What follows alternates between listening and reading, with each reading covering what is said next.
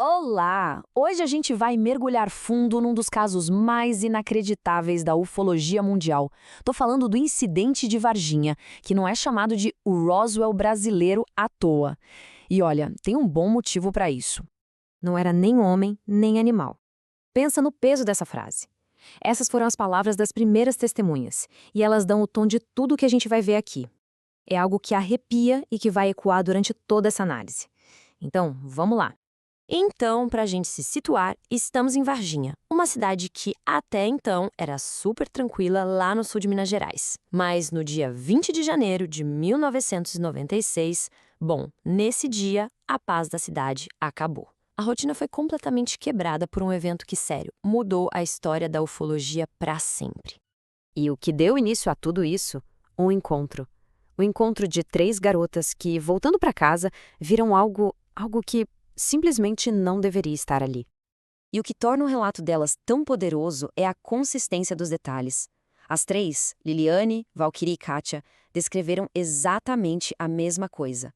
Pensa numa criatura bizarra, pele marrom, meio oleosa, olhos vermelhos gigantes, sem pupila, 3 calombos na cabeça e um cheiro insuportável de amônia. Guardem bem esses detalhes porque eles vão ser fundamentais mais pra frente. Agora, aqui a história fica ainda mais complexa, porque o que as meninas viram era só a pontinha de um iceberg. Enquanto elas estavam lá, em choque, uma operação gigantesca e secreta já estava rolando solta pela cidade, envolvendo várias forças de segurança. Para se ter uma ideia da loucura que foi esse dia, olha só essa linha do tempo.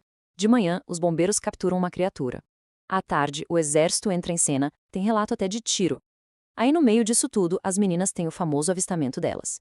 E para fechar o dia, à noite, a polícia captura mais uma. Fica muito claro que não foi um caso isolado, né? Foi uma série de ações, tudo acontecendo ao mesmo tempo. Uma verdadeira caçada. Ok, mas por que tudo isso? O que deu início a essa caçada toda? Para entender, a gente precisa voltar um pouquinho no tempo, uma semana antes, para a suposta queda de um objeto voador não identificado. E aqui entra uma testemunha-chave, o piloto Carlos de Souza. Ele conta que viu uma nave esquisita, em formato de charuto, perdendo altitude e caindo. Curioso, ele foi até o local da queda e o que ele encontrou? Caminhões do exército, helicóptero, soldados, uma operação de limpeza já a todo vapor. Ele chegou a pegar um pedaço do metal, que ele descreve como um metal com memória, amassava e ele voltava à forma original. Mas logo depois, os soldados pegaram o fragmento e, bom, digamos que ele recebeu um aviso bem sério para esquecer tudo o que viu. E agora a gente entra na parte mais pesada e, sinceramente, mais trágica dessa história. É o momento em que as alegações extraordinárias ganham um custo humano, um custo muito real e fatal. Esse era o policial Marco L. Xerezi, um rapaz de 23 anos, no começo da carreira, só fazendo o trabalho dele. Só que o encontro que ele teve naquela noite mudou tudo e acabou com a vida dele de um jeito completamente misterioso. O que aconteceu com ele foi assustadoramente rápido. Ele participou da captura de uma das criaturas e, segundo relatos, tocou nela com as mãos desprotegidas. Dias depois, uma infecção super agressiva e desconhecida começou.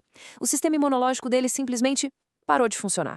Ele foi internado e, em poucas semanas, faleceu. O contato direto parece ter sido fatal. E o mistério só aumenta quando a gente ouve um dos médicos que cuidou dele, o Dr. Cesário Furtado, ele disse: será que ali entrou alguma outra coisa, também desconhecida, que tirou a imunidade dele? Essa é outra pergunta sem resposta. Pensa nisso, nem os médicos conseguiam explicar o que estava acontecendo. Essa pergunta fica no ar até hoje e é o centro dessa tragédia.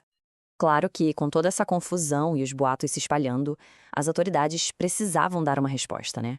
E aí surge a explicação oficial para todos esses eventos. Então, vamos comparar. De um lado, o relato das testemunhas. Um ser estranho, pele marrom, olhos vermelhos, 3 calombos.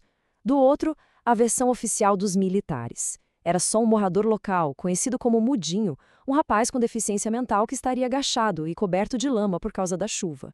A discrepância é gritante. Só que essa história oficial tem alguns problemas. Vários, na verdade. Primeiro, o avistamento das meninas foi às 3h30 da tarde, num dia de sol. A chuva forte só caiu bem mais tarde, lá pelas 6. Como ele estaria coberto de lama? Segundo, a família do Mudinho sempre negou, com veemência, que ele estivesse lá. E para completar, o inquérito que os militares abriram parecia muito mais focado em criar uma desculpa do que em de fato investigar o que aconteceu.